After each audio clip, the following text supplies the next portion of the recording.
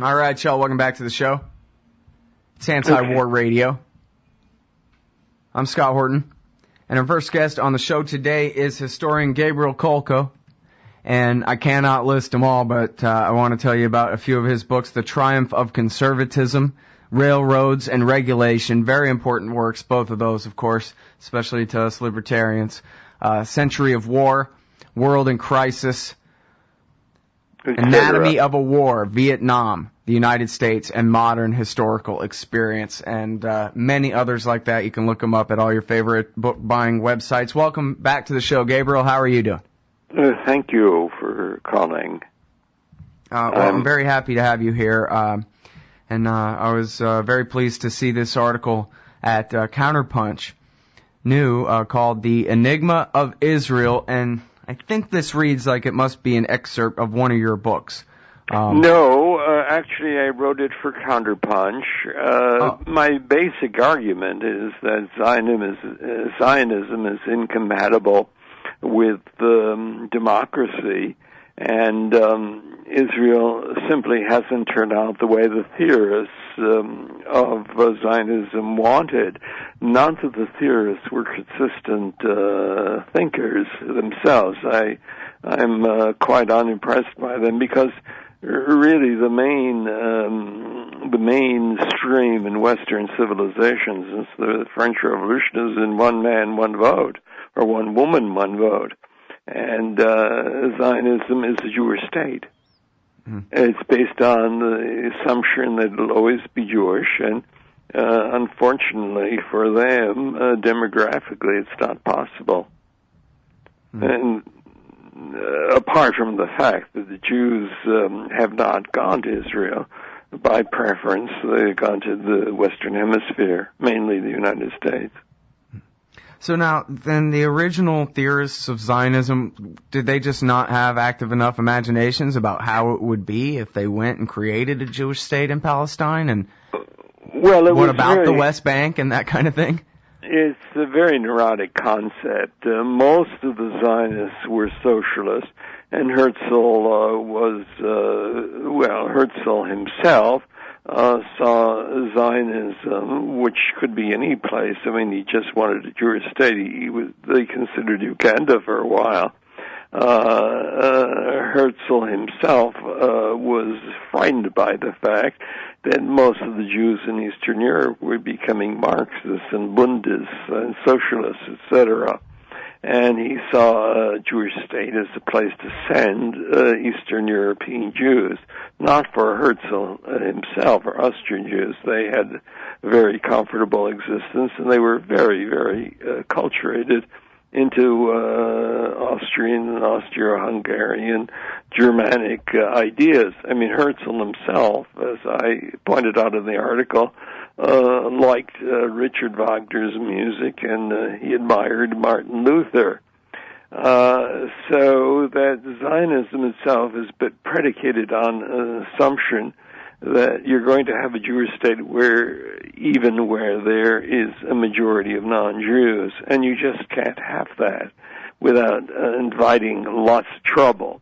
Now, that's happened. The original Zionist theory, of course, was a bit romantic. It was influenced very strongly by a kind of anti-industrial ideology. It was influenced by Tolstoy, for example. A.D. Gordon was very influenced by Tolstoy, and they were believe that all Zionists should go to communal colonies and work on the ground, and of course they would also be warriors. Yuri Slutskin goes into all of this in the Jewish Century, and Slutskin himself, of course, is Jewish, but it's basically cooked up a very neurotic ideology, but whatever ideas the founders had were quite different than the outcome. That is to say, Israel has been at war perpetually, or preparing for war perpetually. The military budget is the largest part of its budget now, aided by, of course, American military aid, which is about $3 billion a year. And it's turned out very badly. There's a sort of neuroses about Israel, and a neuroses about being wiped out, but that's impossible because Israel has 200 nuclear weapons, and the Iranians, for example, are not going to commit suicide by firing at one in Israel or two or three, because the Israelis will just come back and destroy them. They have about 200 nuclear bombs. So the whole thing, if it weren't real, it would just be a nightmare. Unfortunately, it's real. And the Middle East is a very disturbed area as a consequence. Okay, I'm Scott Horton. I'm talking with Gabriel Kolko, and his article at Counterpunch is called The Enigma of Israel. And one of the things that I thought of while I was reading this was a piece that I read one time by M.J. Rosenberg, where he was arguing that the peaceniks were right. And he cites, I don't know, a dozen or more examples over the last 30 or 40 years, maybe going back to the 50s or something, where he just says people who were Zionists, who were very, hardcore pro-Israel people, but who counseled against the stupid, violent thing that the government of Israel ended up doing, were right in every circumstance. It backfired every time. It worked against them in every situation. And so I wonder whether you think it really just has to be this bad of a disaster, or can it not be, can blame not be placed on politicians making really bad calls about not just the wars that they start, but even just their entire attitude, that rather than being a friendly neighbor, okay, we're new and we did take this land back in 48, but we can all get along with, 67 borders, something like that, and try to be friends from here on.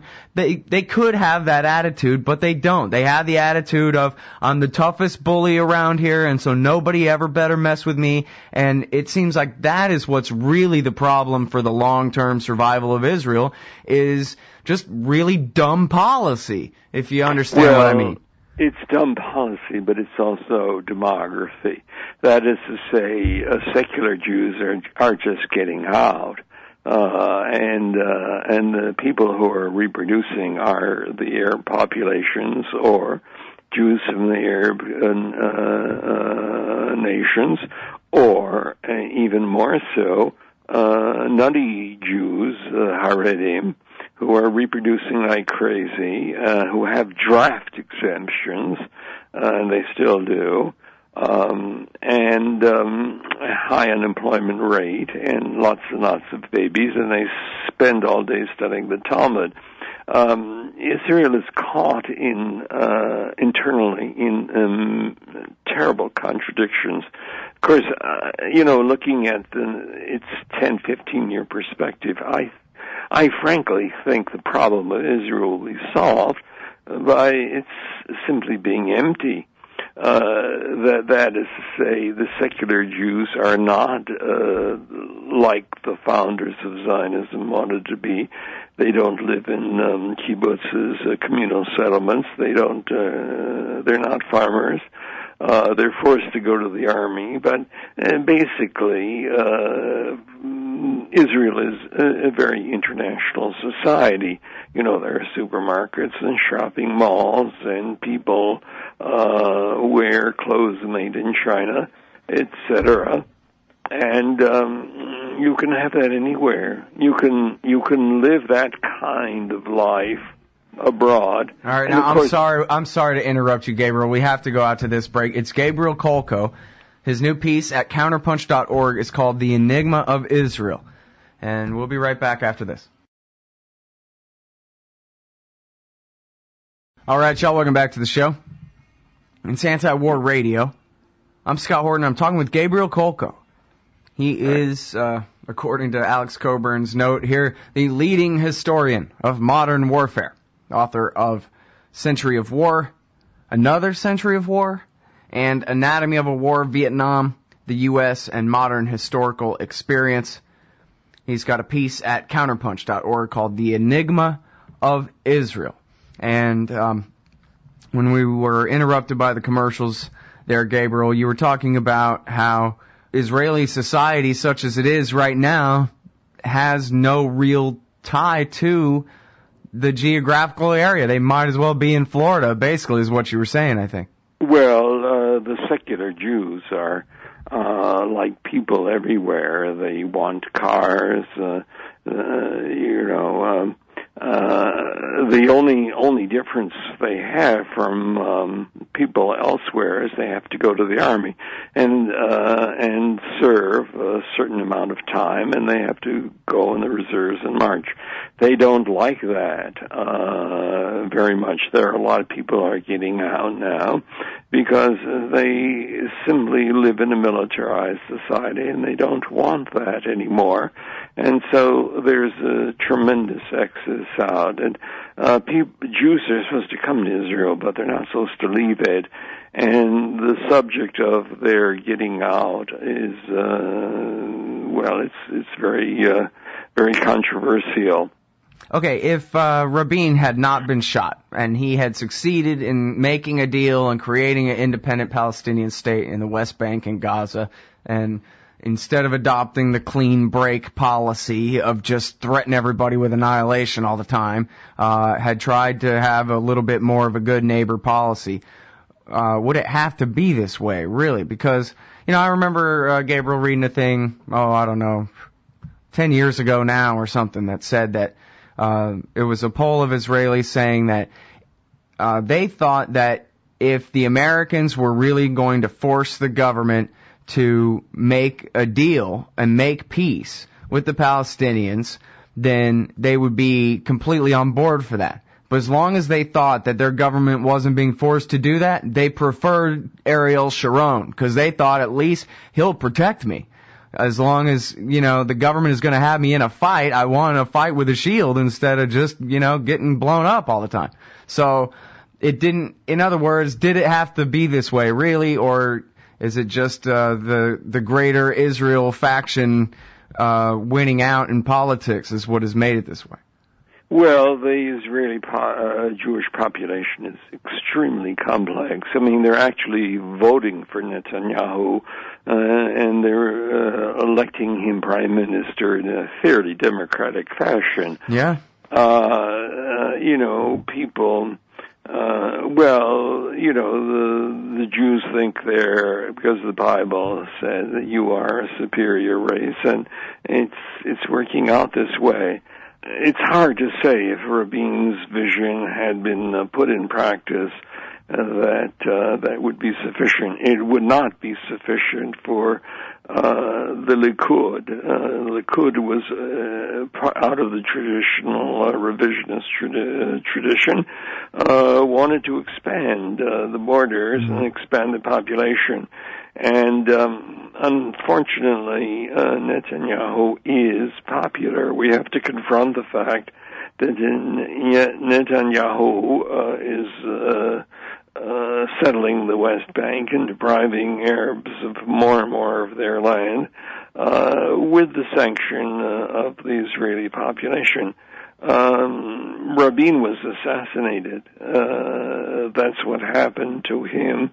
And to some extent, this assassination reflected a mood in society there. The Jews were becoming more and more reactionary.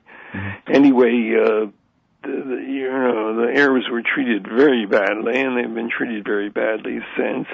And it may be too late for a amicable settlement. I mean, there are 50, 60 years of being deprived of their rights and their lands has taken a toll of the Arab consciousness, and we don't know how big that toll is. The problem that the Arabs have, of course, is that they're badly led. I mean, they've been led by crooks, and like Arafat, who stole a tremendous amount of money. and typical politically ambitious people, only they were Arabs rather than Jews. So it's hard to happen, but it didn't happen, so it's rather abstract if Rabin had not been assassinated. Sure, yeah, well, counterfactual history and whatever, it's not a definite thing. I like to, focus on the role individuals play in history. But it would have been a good idea. Than... Obama came to office determined to solve the Israel-Jewish-Palestinian question, and he was told that this is the main question in the Middle East, that if you have peace in Palestine, Israel, you won't have so much animosity towards the United States, and you wouldn't have so many radicalized Arabs. Of course, the Iran war scare shelved that issue, and Obama is very unhappy. Of course, Obama doesn't like Netanyahu and vice versa, and ideologically, Netanyahu is extremely right-wing. But he has successively bullied the Americans, too, and that I find fantastic. Because Israel is completely dependent on American aid, but the Democratic Party is dependent on Jewish money. Well, and the Republicans are certainly dependent on the Christian right, and so well, that yes, also and Gingrich is getting his money from a man who's very close to Netanyahu, Adelson. Uh-huh. Well, and that really is something unprecedented in history, isn't it? A tiny little satellite nation having that much influence over the empire that it's the patron of? Yes, it is unprecedented, but it's working. Yeah. So wait a minute, it's not working that well, because as you're saying, what they're up against really is just a demographic question, and if it does come down to what they call now, I guess from now on, the apartheid situation, where it's not just a dictatorship, but it's of the minority this way over the ethnic majority, then it's not like the Netanyahus of Israel are going to give up without a fight. Then comes Andrew Jackson time, and they just force march them all into Jordan or something worse, right? Because they are not going to just be, quote unquote, pushed into the sea. No, I think that for the Israelis it's quite simple what to do with the Arabs, and they wouldn't hesitate to force them over the Jordan. In fact, the danger is that they'll just force them out entirely. The problem that Israel really has is that the majority of Jews there are going to become religious fanatics. They're not yet religious fanatics, but religion, all religions, in my opinion, are somewhat naughty. But these people believe that a Jewish state can only be created when the Messiah comes and declares it. So what that really means is they won't defend the state. They won't participate in it. Well, they don't have to. They have draft exemptions, and they sit around. They have very poor educations. They study the Talmud, and they have babies. And the majority of the Jews are going to become these kinds of fanatics. And when that happens, I don't know what's going to occur there, but neither does Netanyahu and the Zionism such as it exists today. But the original founders had something else in mind. They knew that there were Arabs there. They were quite certain. They wanted to be subservient to Jews, and Jabotinsky wanted the Jews to be masters of the situation, but they didn't think it through. You can't be a democracy and have a religious state. You simply can't do it. You can't do it in Iran either, and he's having a hard time imposing that. All right. Well, thank you very much for your time on the show today, Gabriel. I really appreciate it. Everybody check out his great new piece, The Enigma of Israel, at counterpunch.org. Thanks again. Bye-bye. Thank you.